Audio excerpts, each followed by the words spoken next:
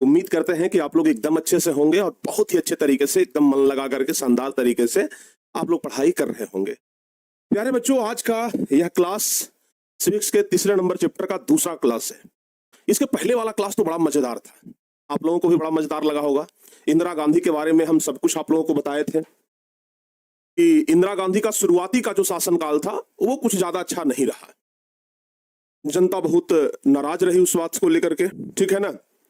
ये सब कुछ ना हम आपको बता दिए थे, ठीक है। लेकिन प्यारे बच्चों, फिर बाद में जाकर के इंदिरा गांधी का शासनकाल बढ़िया रहा था, उसमें किसी प्रकार का कोई दिक्कत नहीं हुआ। बाद में जाकर के तो फिर इंदिरा गांधी का नाम भी बहुत ज्यादा चलता है। लेकिन खैर, हम लोग ये पढ़ रहे थे कि किस तरीके से लोकतंत्र में सत्ता के लिए, किस तरीके से लोकतंत्र में सत्ता के लिए संघर्ष और प्रतिस्पर्धा करना पड़ता है, कंपटीशन करना पड़ता है। आपस में ही सभी नेता लोग, चाहे पक्ष के हों चाहे विपक्ष के हों, कंपटीशन करते हैं। कंपटीशन करते हैं ताकि किसी भी तरीके से हम लोग क्या हो जाएं, जीत जाएं। इसलिए ना कंपटीशन होता है। बताओ बाबू, हम लोगों को तो इसलिए ना कंपटीशन करना पड़ता है। एक बार जल्दी से बताइए। चलिए, बहुत बढ़िया। तो प्यारे बच्चों, आज ना हम आप लोगों को आगे पढ़ाते हैं जनसंघर्ष। कल तो हम लोग प्रतिस्पर्धा देखे थे कि भाई किस तरीके से नेता लोग प्रतिस्पर्धा करते हैं, कंपटीशन करते हैं सत्ता प्राप्त करने के लिए। लेकिन आज हम लोग जनसंघर्ष देखेंगे कि भाई अपनी मांगों को पूरा करवाने के लिए किस तरीके से लोगों ने जनसंघर्ष किया और तब जाकर के सरकार मांगों को सुनती है। जनसंघर्ष तो बहुत करना पड़ता है, तब जाकर के होता है। तो प्यारे बच्चों, आज ना हम लोग जनसंघर्ष पढ़ेंगे। जनसंघर्ष के बहुत सारे एग्जाम्पल हम आप लोग को देंगे और आप लोग उसको देखिएगा अच्छे तरीके से। अच्छा, ये बताइए, चिपको आंदोलन आप लोग समझते हैं? चिपको आंदोलन कब हुआ था? अगर समझते हैं तो जरा ये बता दीजिए। परिवारवाद क्या है बाबू? ये बता चुके हैं परिवारवाद, कि अपने ही परिवार के किसी भी सदस्य को सत्ता में चुनाव लड़ने के लिए टिकट देना क्या कहलाता है? परिवारवाद कहलाता है। ये सब बता चुके हैं हम। हाँ, तो आप बाबू हमें ये बता दीजिए कि क्या चिपको आंदोलन कब हुआ था? 1972 ईस्वी। बहुत बढ़िया। 1972 ईस्वी में प्यारे बच्चों आप लोग चिपको आंदोलन सुने हैं। चलिए आगे बढ़ते हैं, हम आपको चिपको आंदोलन पढ़ाते हैं। ये सब तो कल पढ़ा दिए थे, ये सब कल पढ़ा दिए थे, यहां तक हम सब कल पढ़ा दिए थे। अब आज ना हम आप लोगों को बताते हैं चिपको आंदोलन। चिपको आंदोलन। अब देखो बाबू, एक चीज हम आपको बता देते हैं। चिपको आंदोलन तो हम ऐसे आपको भूगोल में पढ़ाए हैं, चिपको आंदोलन भूगोल में पढ़ाए हैं, और हम आपको बताए थे कि चिपको आंदोलन जो है यह 1972 ईस्वी में हुआ। कब हुआ? 1972 ईस्वी में हुआ। और इसके नेता कौन थे ये भी आपको बताए थे। तो इसके नेता कौन थे बाबू? इसके नेता थे बेनी प्रसाद भट्ट। बेनी प्रसाद भट्ट, इसके नेता थे बेनी प्रसाद भट्ट। ये शुरू कहां से हुआ था? तो शुरू हुआ था उत्तराखंड से। उत्तराखंड से ये शुरू हुआ था। बताए थे ना, ये चिपको आंदोलन कहां से शुरू हुआ है? तो चिपको आंदोलन उत्तराखंड से शुरू हुआ है। ये सब हम आप लोगों को बता दिए थे। आज हम आप लोगों को कुछ एग्जांपल देने वाले हैं चिपको आंदोलन, जो कि 1972 में नहीं, आज जो हम लोग पढ़ने वाले हैं यह 1973 का चिपको आंदोलन पढ़ने वाले हैं। भैया कि सर 1973 में भी चिपको आंदोलन हुआ था? हाँ बिल्कुल हुआ था। 1973 में भी चिपको आंदोलन हुआ था, लेकिन यह सुंदरलाल बहुगुणा के द्वारा नहीं हुआ था, बल्कि 1973 में जो चिपको आंदोलन हुआ इसके नेता थे चंडी प्रसाद भट्ट। क्या थे बाबू? चंडी प्रसाद भट्ट। एक बात याद रखिएगा, चिपको आंदोलन अगर आपके परीक्षा में पूछा जाए, ऑप्शन अगर रहे सुंदरलाल बहुगुणा, तो आपको सही लगाना है सुंदरलाल बहुगुणा, क्योंकि ज्यादातर ना सुंदरलाल बहुगुणा वाला क्वेश्चन परीक्षा में पूछा जाता है।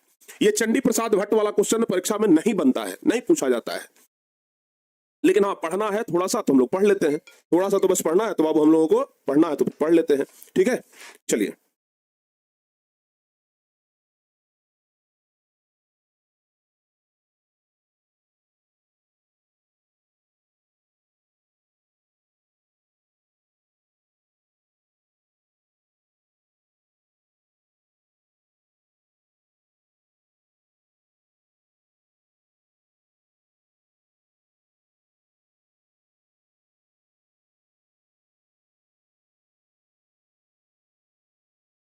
ठीक है बाबू, समझ में आ गया?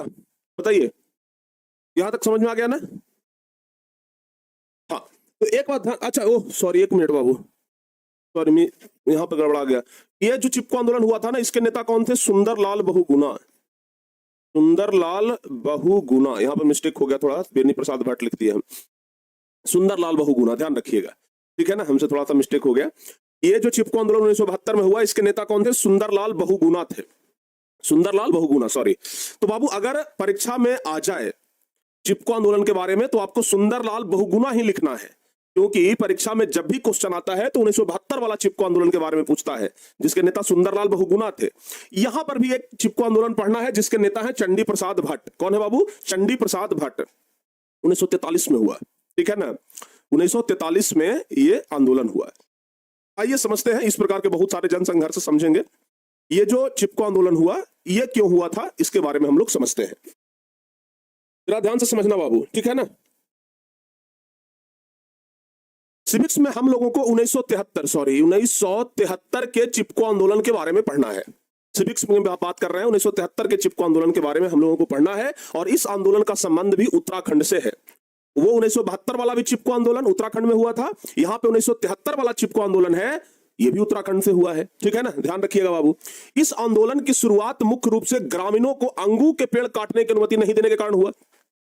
अब समझिएगा, 1972 वाला जो चिपको आंदोलन था उसमें भी यही था ना। 1972 वाला चिपको आंदोलन में क्या था कि ठेकेदार लोग आते थे और पेड़ को काटते थे, इसलिए ग्रामीण लोग कहने का मतलब मुख्य रूप से जो आदिवासी लोग थे, क्योंकि सुंदरलाल बहुगुणा जो ये किए, ये क्या बोलते हैं, आंदोलन किए, तो वो अनपढ़ जनजातियों के माध्यम से किए थे, ठीक है ना? और वे लोग जाकर के पेड़ से चिपक जाते थे, वे लोग जाकर के पेड़ से चिपक जाते थे, और जब पेड़ से चिपक जाते थे कहते थे पहले हमको काटो तब जाकर के पेड़ को काटो, और नहीं तो पेड़ को काटने नहीं देंगे। यही कहते थे ना कि पेड़ को हम काटने नहीं देंगे, यही होता था।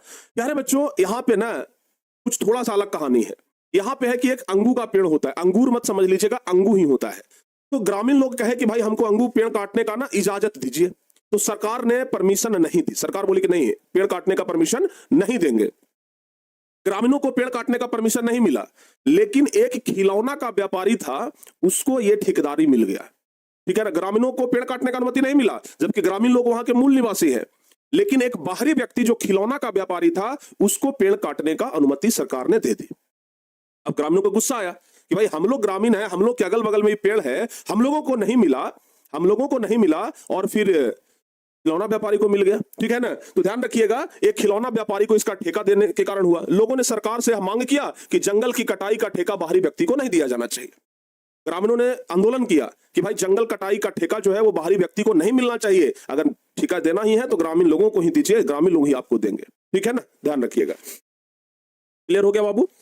इस आंदोलन के नेता कौन थे? चंडी प्रसाद भट्ट थे। याद रखिएगा, इस आंदोलन के नेता कौन थे? चंडी प्रसाद भट्ट थे, ठीक है ना? महिलाओं ने भी इस आंदोलन में जम करके भाग लिया, क्योंकि जंगल कटाई के ठेकेदार स्थानीय पुरुषों को शराब आपूर्ति का भी व्यवसाय कराते थे। अब हुआ क्या कि भाई जंगल काट, ये जो ठेकेदार लोग थे ना, जो जंगल कटवा रहे थे, वो लोग गांव के ही पुरुष को उठाते थे, उनको शराब पिलाते थे और उनसे कहते थे कि लो पेड़ काटो। अब गांव वाला आदमी सब क्या, उसको दारू मिल गया, बस पी लिया, पेड़ काट रहा है, फिर भूख लगा, फिर दारू दे दिया, फिर काट रहा है। तो इस तरीके से आदमियों को अपने बस में कर लिया था। तो महिलाओं ने भी सोचा कि भाई ये क्या है, ये तो जितना आदमी है सब कोई दारू पिला पिला करके पगला दिया है, ये तो सबके अपने बस में कर लिया है। तो महिलाओं ने भी क्या किया, महिलाओं ने भी इसके विरुद्ध आवाज उठाना शुरू किया और चिपको आंदोलन में भाग लिया, ठीक है ना? तब जाकर के सरकार ने इस बात को सुना और 15 वर्ष के लिए हिमालयी क्षेत्र में पेड़ों की कटाई पर रोक लगा दिया, ठीक है ना? तब जाकर के 15 वर्ष के लिए क्या हुआ, ये पेड़ों की कटाई पर रोक लगा दिया गया। यहां तक समझ में आ गया? हाँ। तो यह चिपको आंदोलन एक अलग चिपको आंदोलन है, जिसके बारे में परीक्षा में नहीं पूछता है। परीक्षा में अगर पूछेगा तो सिर्फ और सिर्फ सुंदरलाल बहुगुणा वाला प्रश्न पूछेगा। परीक्षा में पूछेगा चिपको आंदोलन कब हुआ था, तो बताइएगा 1972 में हुआ है। परीक्षा में पूछेगा चिपको आंदोलन कब हुआ है, तो क्या बताइएगा 1972 में हुआ है।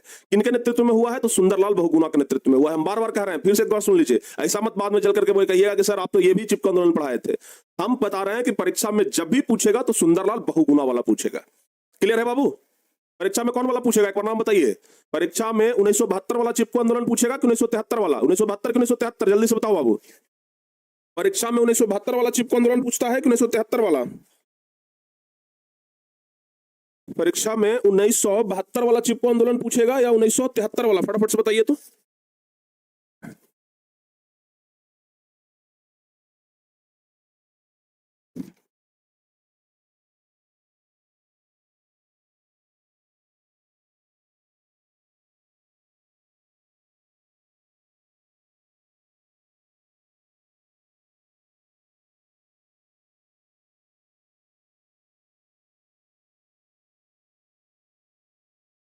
1972 वाला, 1972 वाला, बहुत बढ़िया, ठीक है ना।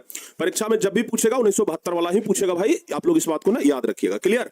चलिए, तो परीक्षा में छोटा सा सवाल बनता है, ध्यान रखिएगा। परीक्षा में छोटा सा सवाल अगर बनेगा भी, चिपको आंदोलन क्या है, तो आप लोग यही लिखिएगा। चिपको आंदोलन क्या है, तो आप लोग यही लिखिएगा कि उत्तराखंड के टिहरी गढ़वाल जिले में, क्योंकि हम आपको भूगोल में तो यही पढ़ाए थे ना, उत्तराखंड के टिहरी गढ़वाल जिले में 1972 ईस्वी में सुंदरलाल बहुगुणा के नेतृत्व में वृक्षों की कटाई पर रोक लगाने के लिए अनपढ़ जनजातियों के द्वारा, अनपढ़ जनजातियों के साथ मिलकर के चलाया गया आंदोलन ही चिपको आंदोलन कहलाता है। क्लियर हो गया ना?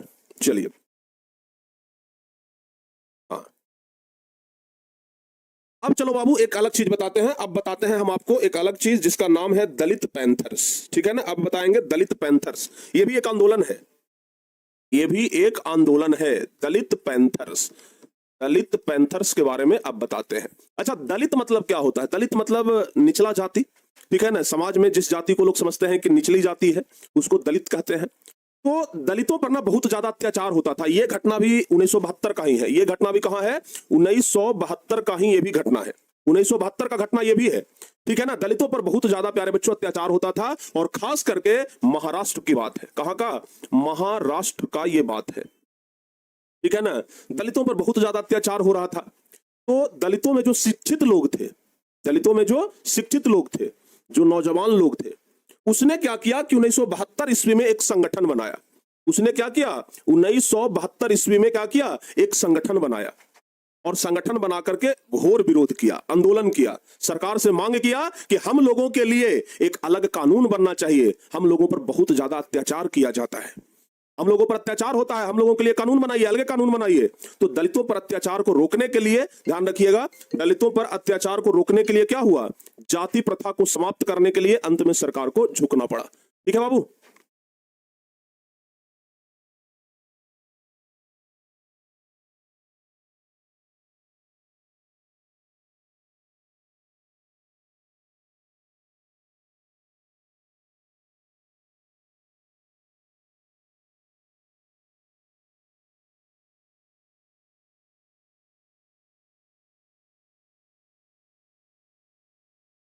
ठीक है ना बाबू, ध्यान रखिएगा।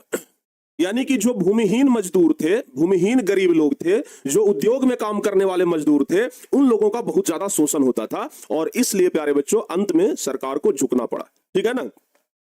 1983 में, अंत में ध्यान रखिएगा, 1972 में तो ये आंदोलन हुआ, 1983 में सरकार के द्वारा कठोर कानून बनाया गया इस चीज को लेकर के। ठीक है ना। सरकार के द्वारा क्या बनाया गया? कठोर कानून बनाया गया, दलित अत्याचार निवारण अधिनियम। ठीक है ना, ध्यान रखिएगा। कठोर दंड का प्रावधान किया गया, और दलित अत्याचार निवारण अधिनियम क्या बना बाबू? दलित अत्याचार निवारण, दलित अत्याचार निवारण अधिनियम। तो दलितों पर अत्याचार को लेकर के एक आंदोलन हुआ जिसका नाम पड़ा दलित पैंथर्स। याद रखिएगा, दलितों पर अत्याचार को लेकर के। अभी देखिए एसएससी वाला प्रोटेस्ट हो रहा है, वो भी क्या है? एक जनसंघर्ष ही है ना, वो भी क्या है बाबू? एक जनसंघर्ष का ही हिस्सा है, ध्यान रखिएगा। तो दलित पैंथर्स क्या है? तो दलितों पर होने वाले अत्याचार को लेकर के ही एक कानून है। तो बाबू अगर दलित पैंथर्स के बारे में पूछे तो लिख देंगे कि दलितों पर होने वाले अत्याचारों का विरोध करने के लिए महाराष्ट्र के शिक्षित दलित नौजवानों के द्वारा 1972 में एक संगठन बनाया गया जिसका नाम पड़ा दलित पैंथर्स। नाम क्या पड़ा? दलित पैंथर्स। उद्देश्य क्या था इस आंदोलन का? ध्यान रखिएगा, इस आंदोलन का उद्देश्य था कि दलितों पर होने वाले अत्याचारों का विरोध किया जाए, दलितों पर जो अत्याचार हो रहा है उसको विरोध किया जाए। दूसरा, छुआछूत और जाति प्रथा को समाप्त किया जाए भाई। क्योंकि पहले क्या होता था ना कि दलितों से लोग छुआना तक नहीं चाहते थे कि हम दलितों से न छुआए, बहुत ज्यादा भेदभाव होता था। तो इसलिए इस सबको समाप्त करने के लिए ये आंदोलन हुआ। भूमिहीन गरीबों और औद्योगिक मजदूरों को शोषण से बचाने के लिए क्या हुआ? दलित पैंथर्स। 1983 में सरकार के द्वारा एक व्यापक कानून के अंतर्गत दलितों पर अत्याचार करने वालों पर कठोर दंड का प्रावधान किया गया, और दलित अत्याचार निवारण अधिनियम पारित किया गया। तो अगर आपसे पूछा जाएगा कि दलित पैंथर्स कब हुआ? तो 1972 में। ध्यान रखिएगा, दलित पैंथर्स क्या है? तो बताइएगा कि दलितों पर होने वाले अत्याचार को रोकने के लिए दलितों ने एक संगठन बना करके सरकार से अपनी मांग की। इसी को दलित पैंथर्स कहा जाता है। याद हो जाएगा बाबू? याद हो जाएगा ना? चलिए, बहुत बढ़िया। इसी प्रकार से बहुत सारे आंदोलन हुए हैं, बहुत सारे आंदोलन हुए। जैसे एक आंदोलन और है भारतीय किसान यूनियन। ये किसान लोग आंदोलन किए, किसान लोग ये आंदोलन किए और इस आंदोलन के नेता थे महेंद्र सिंह टिकैत। याद रखिएगा, परीक्षा में बनता है क्वेश्चन कि किसान आंदोलन के नेता कौन थे या भारतीय किसान यूनियन के नेता कौन थे, तो बताइएगा महेंद्र सिंह टिकैत। याद रहेगा, हाँ ध्यान रखिएगा। इनका मृत्यु 2011 में हुआ है, ठीक है ना, 2011 में इनका मृत्यु हुआ है। तो महेंद्र सिंह टिकैत जो है वो भारतीय किसान यूनियन के नेता है। महेंद्र सिंह टिकैत जो है वो भारतीय किसान यूनियन के क्या है, नेता है। याद रहेगा, महेंद्र सिंह टिकैत भारतीय किसान यूनियन के नेता है, ठीक है ना। महेंद्र सिंह टिकैत भारतीय किसान यूनियन के नेता है। और यह जो आंदोलन हुआ, भारतीय किसान यूनियन मतलब कि जितने भी किसान लोग थे उन लोगों ने मिलकर यह आंदोलन किया। किसान लोग किस लिए आंदोलन करेगा? गेहूं चावल का दाम बढ़ाने के लिए करेगा, बिजली सस्ता करने के लिए करेगा, किसानों के ऊपर अगर कोई कर्जा है तो उसको माफ करने के लिए करेगा, कहेगा कि भाई हमरो लिए पेंशन का योजना बना दो। तो जो किसान लोग है तो अपना यही सब ना मांग रखेगा बाबू। किसान लोग कुछ अलग मांग रखेगा, किसान लोग का कोई अलग मांग नहीं है, यही। हाँ जी, एक मिनट बाबू।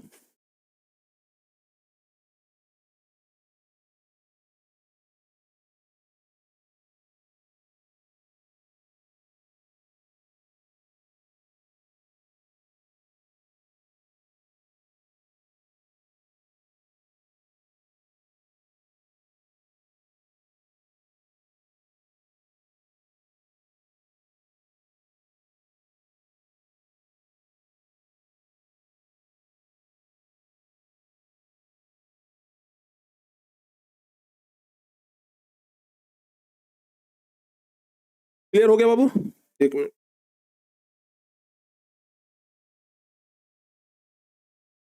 यहां तक समझ में आ गया? बताओ जी। तो किसान लोग ने मिलकर के क्या किया, एक आंदोलन किया। नाम क्या था बाबू? महेंद्र सिंह टिकैत। पंजाब, हरियाणा और पश्चिमी उत्तर प्रदेश में बहुत ही ज्यादा प्रभावशाली था। मुख्य मांग क्या है? तो गन्ने एवं गेहूं के सरकारी खरीद मूल्य में बढ़ोतरी करना। मुख्य मांग क्या है? तो गन्ना एवं गेहूं के सरकारी खरीद मूल्य में बढ़ोतरी करने के लिए क्या हुआ था, ये मांग हुआ था, ठीक है ना। गन्ने और गेहूं के सरकारी खरीद मूल्य में बढ़ोतरी करने के लिए कि भाई जो सरकारी मूल्य है, सरकार ना हर एक अनाज का एक मिनिमम प्राइस तय करके रखती है, मिनिमम मूल्य तय करके रखती है, ठीक है ना। सरकार जो है ना एक मिनिमम मूल्य तय करके रखती है कि अगर कोई आपका अनाज नहीं खरीदेगा तो इतना मूल्य में हम आपसे क्या कर लेंगे, ये अनाज जो है वो खरीद लेंगे, ठीक है ना। कोई आपसे अनाज अगर नहीं खरीदेगा तो हम जो है आपका ये अनाज क्या करेंगे, खरीद लेंगे, ठीक है ना। हाँ, क्या हो रहा है आज बार बार भाई?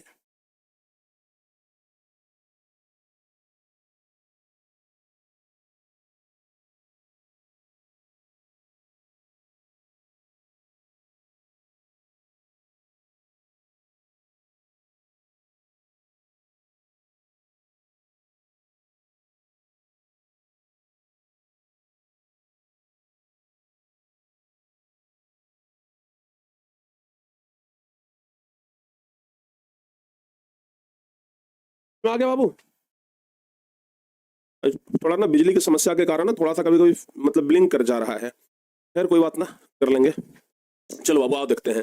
तो भारतीय किसान यूनियन के नेता कौन थे? महेंद्र सिंह टिकैत। ये जो आंदोलन हुआ भारतीय किसान यूनियन, ये मुख्य रूप से कहां हुआ? तो ये मुख्य रूप से कहां हुआ, बताओ बाबू? ये मुख्य रूप से कहां हुआ? पंजाब, हरियाणा और पश्चिमी उत्तर प्रदेश में हुआ। कहां हुआ? पंजाब, हरियाणा और पश्चिमी उत्तर प्रदेश में। एक बात बताएं, पूरे भारत में अगर कहीं के किसान सबसे ज्यादा अगर अनाज उपजाते हैं तो वो पंजाब हरियाणा के किसान है, ठीक है ना। हम लोग तो उनके सामने कुछ भी नहीं है भाई।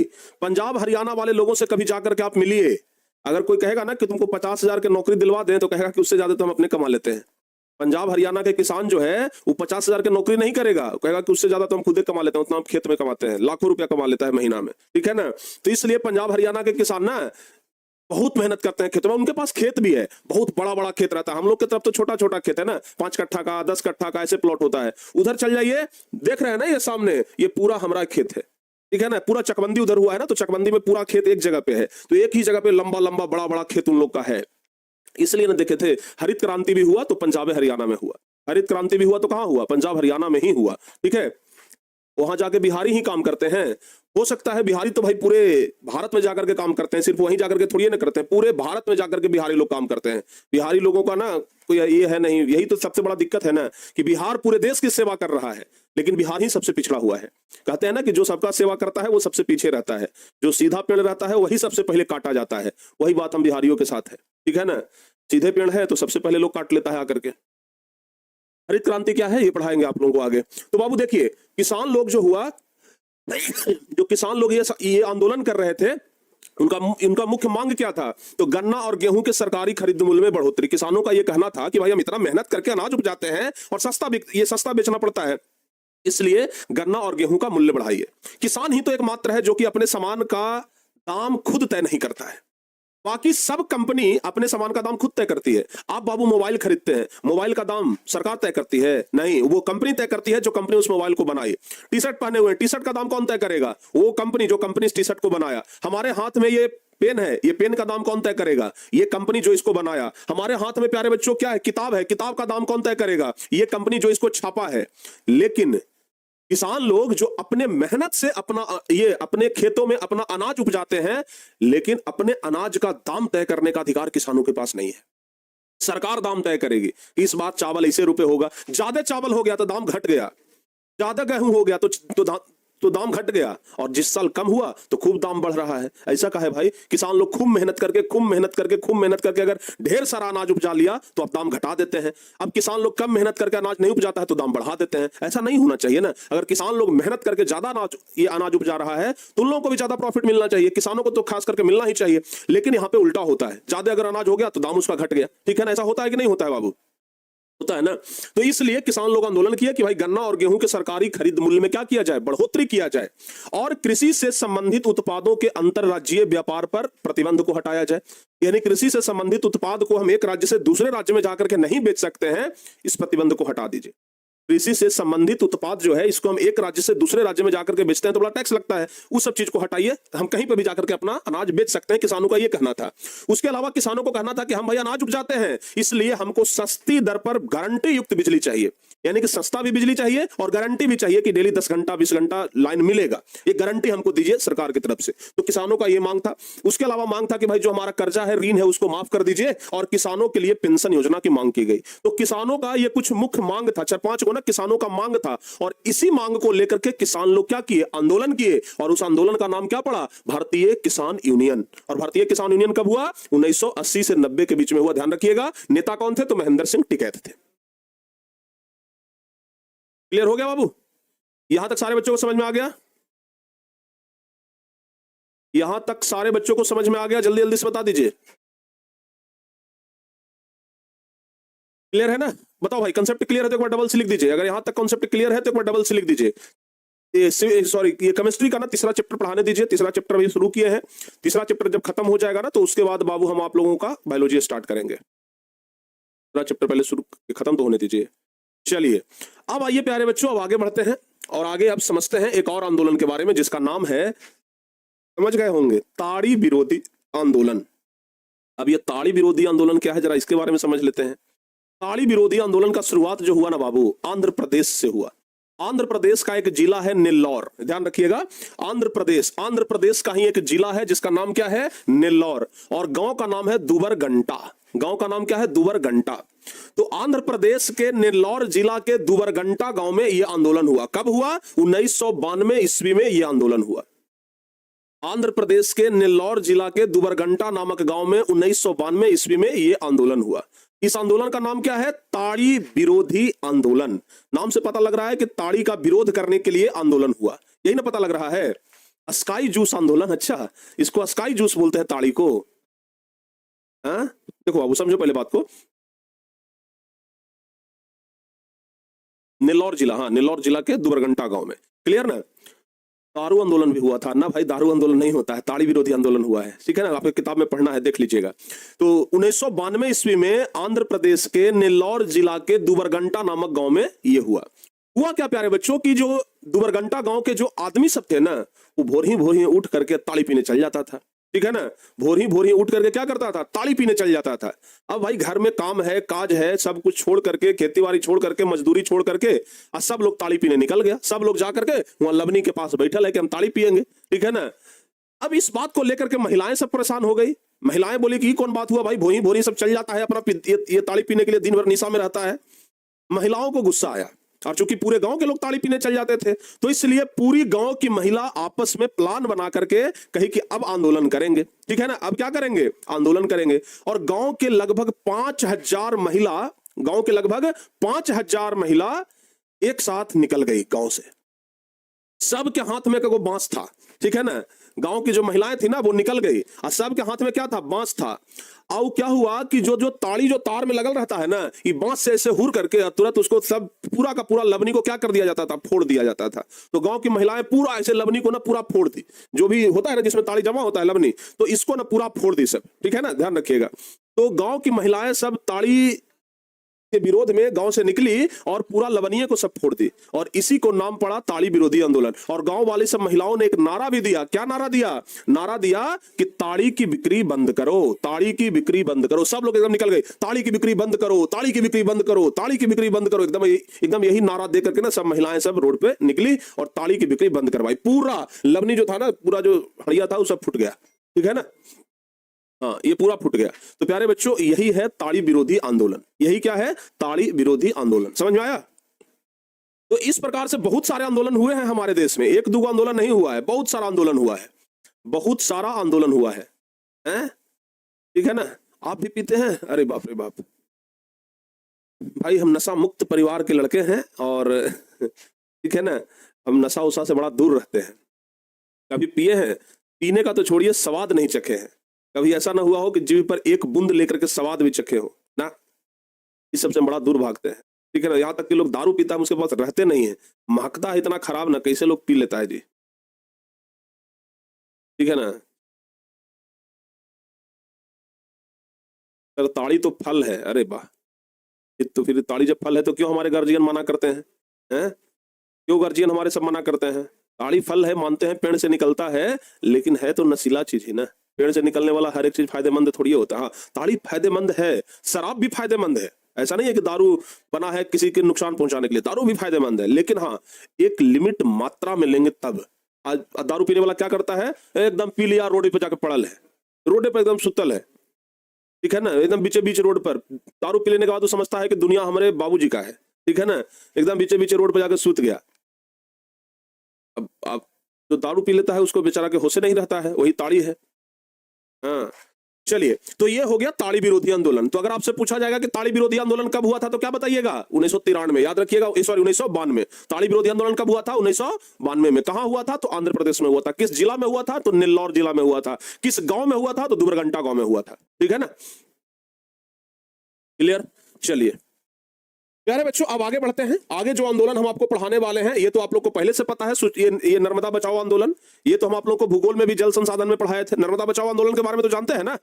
हाँ, मेघा पाटेकर इसके नेता थे, आपको तो पढ़ा चुके हैं। तो नर्मदा नदी गुजरात, महाराष्ट्र और मध्य प्रदेश से होकर के गुजरती है, आपको हम बता दिए हैं। और नर्मदा घाटी के विकास परियोजना के तहत नर्मदा और उसकी सहायक नदियों पर बांध बनना था, बहुत सारा बांध बनना था, जिसमें लगभग 30 गो बड़ा बांध बनना था, 135 मंजिला और 300 छोटा बांध बनाने का प्रस्ताव रखा गया था। नर्मदा नदी पर बांध बनाने का प्रस्ताव रखा गया था। लेकिन इस बांध के बन जाने के बाद लगभग 245 गांव का डूबने का आशंका बढ़ गया। 245, ये आशंका हुआ कि भाई अगल बगल के जितना गांव है सब डूब जाएगा। अगर ये बांध बन गया तो अगल बगल का सब गांव क्या हो जाएगा? डूब जाएगा। और इतने गांवों के लगभग 2.5 लाख लोगों के पुनर्वास का मुद्दा रख करके सरकार के विरुद्ध आंदोलन खड़ा हुआ। पुनर्वास कहने का मतलब हुआ कि अगर आप बांध बना रहे हैं तो बांध के नजदीक में जो लोग रह रहे हैं उनको रहने के लिए कहीं दूसरा जगह पर जमीन दीजिए। आप उनको हटा रहे हैं लेकिन जमीन नहीं दे रहे हैं रहने के लिए, ये तो गलत बात है ना। तो इसलिए ये आंदोलन हुआ कि 2.5 लाख लोग जिसको आप हटा रहे हैं बांध के नजदीक से, तो उसको रहने के लिए आप जगह दीजिए ना। पहला तो ये था। दूसरा, पर्यावरण को नुकसान हो रहा था, ये भी था, ठीक है ना, कि भाई इतना ऊंचा ऊंचा बांध बना रहे हैं, अगर पर्यावरण का नुकसान होगा इसका भरपाई कैसे होगा? जो गांव डूबेगा तो फिर उसका कैसे भरपाई होगा? तो इन सब चीजों को लेकर के ये आंदोलन हुआ। और इस आंदोलन के नेता यही थी, मेघा पाटेकर। कौन थे बाबू? मेघा पाटेकर, ठीक है ना, ध्यान रखिएगा। ये क्वेश्चन सर, ये सवाल में बनता है, ये क्वेश्चन इस तरीके से बनेगा कि नर्मदा बचाओ आंदोलन क्या है और इसके मुख्य उद्देश्य क्या है। नर्मदा बचाओ आंदोलन क्या है और इसके मुख्य उद्देश्य क्या है? तो ध्यान रखिएगा कि गुजरात में नर्मदा नदी पर बनाए जा रहे सरदार सरोवर और भी उसकी सहायक छोटी बड़ी नदियां, ये छोटे बड़े बांध के विरोध में मेघा पाटेकर के नेतृत्व में चलाया गया आंदोलन ही नर्मदा बचाओ आंदोलन कहलाता है। और इस आंदोलन का मुख्य उद्देश्य था कि सरदार सरोवर बांध की ऊंचाई को कम करना। बहुत ऊंचा बांध बनाया जा रहा था, तो ऐसा कहा गया कि भाई बांध को ऊंचाई को कम करिए, नहीं तो बहुत ज्यादा गांव डूब जाएगा। विस्थापित परिवारों को पुनर्वास और उचित मुआवजा दिया जाए। जो विस्थापित परिवार है उनको उचित मुआवजा दीजिए। और पर्यावरण नुकसान को कम करने के लिए सरकार से सुरक्षात्मक उपाय, यानी कि पर्यावरण का जो नुकसान हो रहा है इसके लिए सरकार सुरक्षा का क्या उपाय कर रही है, जरा ये भी बताएं। तो इन सब चीजों को लेकर के क्या हुआ था? नर्मदा बचाओ आंदोलन हुआ था। तो नर्मदा बचाओ आंदोलन तो हम आप लोग को भूगोल में भी पढ़ाई दिए हैं, पढ़ाए है ना बाबू? नर्मदा बचाओ आंदोलन पढ़ाए है ना? हाँ,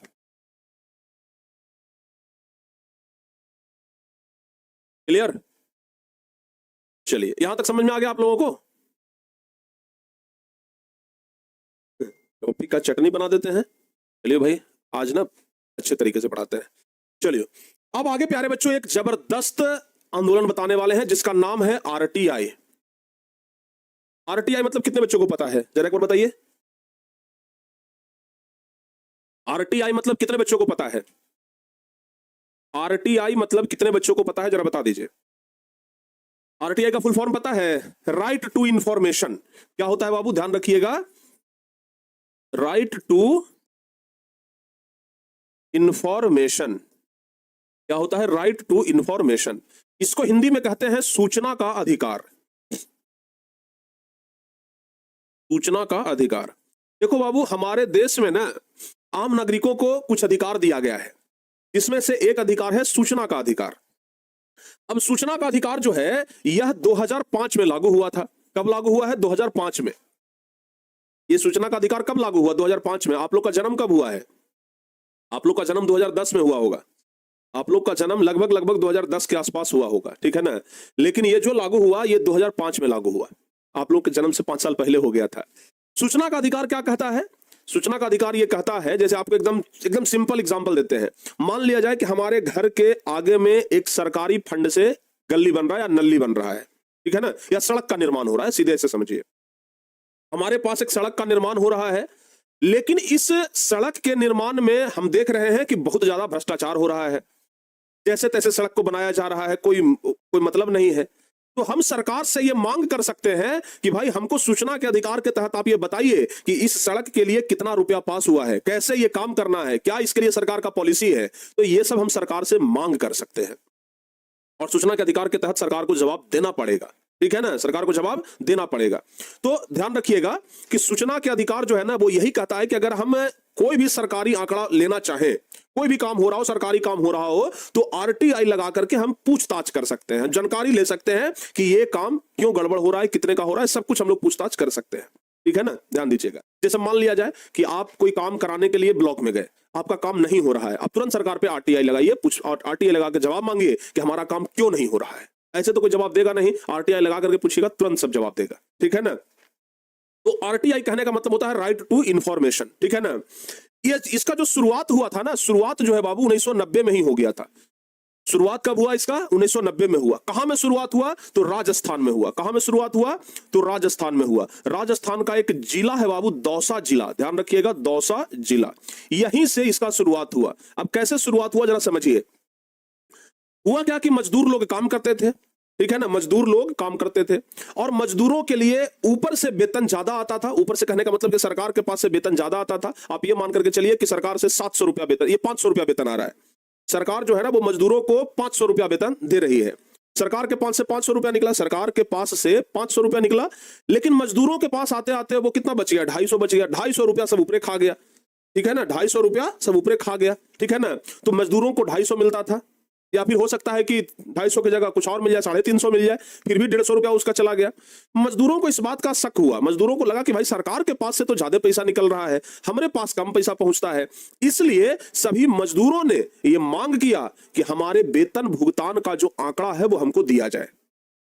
मजदूरों ने मांग किया कि आप जो हमको वेतन देते हैं वो कितना देते हैं, ये हमें जानकारी दीजिए। सरकार से मांग किया, कहा कि भाई नीचे जो ठेकेदार के जिसके तहत हम काम कर रहे हैं वो हमें बहुत कम वेतन देता है, 300 रुपया दिहाड़ी देता है, 300 रुपया एक दिन का देता है। तो इसलिए हमको क्या दिया जाए? आंकड़ा दिया जाए कि सरकार के पास से आखिर कितना पैसा निकलता है। मजदूरों ने इस बात का मांग किया और सरकार के द्वारा उपलब्ध कराया गया, ठीक है ना? तो फिर जाकर के लोगों को लगा कि ये तो बहुत बढ़िया चीज है कि भाई सरकार से कोई भी चीज हम मांग सकते हैं। अगर हमारे ऊपर कोई अत्याचार हो रहा है, कोई भ्रष्टाचार कर रहा है, कोई कुछ गलत कर रहा है, तो हम सरकार से आरटीआई लगा करके मांग कर सकते हैं।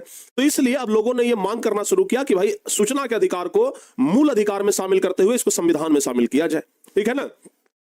सूचना के अधिकार को मूल अधिकार में शामिल करते हुए इसको संविधान में शामिल किया जाए। इसलिए 2004 में इस अधिनियम को संविधान में जोड़ने के लिए संसद में उपस्थित किया गया, लेकिन 2004 में उपस्थित किया गया, 2005 में इसको स्वीकृति दे दिया गया और 2005 ईस्वी में ये क्या बन गया? कानून बन गया। तो सूचना का अधिकार जो कानून है ना, ये 2005 का कानून है। कब का कानून है बाबू? 2005 का कानून है। क्लियर हो गया ना? बताओ बाबू, यहां तक सारे बच्चों का क्लियर है? हाँ बिल्कुल क्लियर होगा, तो ध्यान रखिएगा, ठीक है ना। ये सूचना का अधिकार, तो बाबू अगर परीक्षा में आ जाए तो आराम से हम लोग लिख लेंगे सूचना का अधिकार आंदोलन। भ्रष्टाचार के खिलाफ 2005 में एक अधिनियम लागू किया गया जिसे सूचना का अधिकार यानी आरटीआई, आरटीआई यानी कि right to information, right to information, ठीक है ना। राइट मतलब होता है अधिकार और इंफॉर्मेशन मतलब जानकारी, सूचना, यानी सूचना का अधिकार हम लोग को दिया गया। इसके अंतर्गत कोई भी नागरिक किसी भी सरकारी विभाग से कोई भी जानकारी ले सकता है, बस शर्त यह है कि आरटीआई के तहत पूछी जाने वाली जानकारी तथ्यों पर आधारित होनी चाहिए, यानी हम किसी सरकारी विभाग से उसके विचार नहीं पूछ सकते हैं। आप जानकारी लीजिए, अगर कोई काम हो रहा है तो आप जानकारी लीजिए आरटीआई लगा करके, लेकिन आप विचार नहीं पूछ सकते हैं।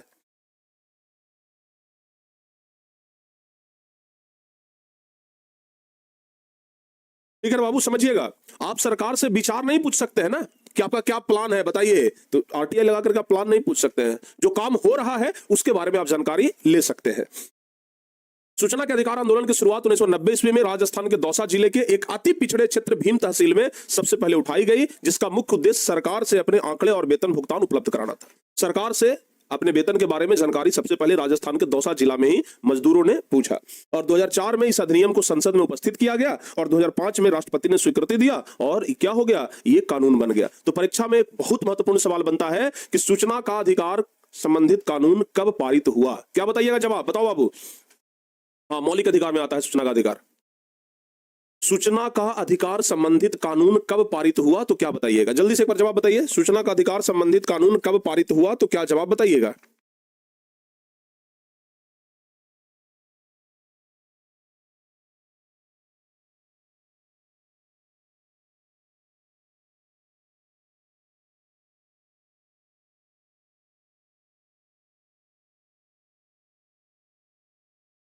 दो क्लास और लगेगा बाबू, 2 क्लास और लगेगा ना तो ये चैप्टर आपका समाप्त हो जाएगा। 2 क्लास और लगेगा ना तो आपका ये चैप्टर क्या हो जाएगा, समाप्त हो जाएगा। क्लियर सर, आप सत्यम केसरी आप मेरा मैसेज इग्नोर करते हैं, नहीं करते हैं जी, ठीक है ना। तो अब बताइए यहां तक सारे बच्चों को समझ में आ गया। हाँ, तो आज हम आपको जितने भी सारे आंदोलन बताए, जैसे हम आपको सूचना का अधिकार आंदोलन बता दिए, इसके अलावा हम आपको नर्मदा बचाओ आंदोलन बता दिए, फिर ताड़ी विरोधी आंदोलन बता दिए, फिर भारतीय किसान यूनियन बता दिए, दलित पैंथर्स बता दिए, इसके अलावा प्यारे बच्चों हम आप लोगों को चिपको आंदोलन के बारे में बता दिए। तो ये सब बहुत सारे आंदोलन है जिसके बारे में आप लोग ने याद रखिएगा, ठीक है। ये सब आंदोलन जो है ये सभी के सभी आंदोलन जन संघर्ष का उदाहरण है। अब अगली क्लास में बताएंगे भारत के पड़ोसी देशों का आंदोलन, नेपाल का हो गया, बोलीविया का हो गया, ये सब ना आपको हम भारत के जो पड़ोसी देश हैं वहां पर भी आंदोलन हुआ, उसके बारे में अगली क्लास में हम आप लोगों को बताने वाले हैं। तो अगली क्लास का इंतजार करिए, अगली क्लास में मिलते हैं प्यारे बच्चों, और अगली क्लास में बहुत जबरदस्त तरीके से हम आप लोगों को बताएंगे। क्लियर, हाँ, तो चलिए अब आज किस क्लास को यहीं पे समाप्त करते हैं और अगली क्लास में आप लोग तैयार रहिए। मिलते हैं हम अगली क्लास में, तब तक के लिए जय हिंद, धन्यवाद।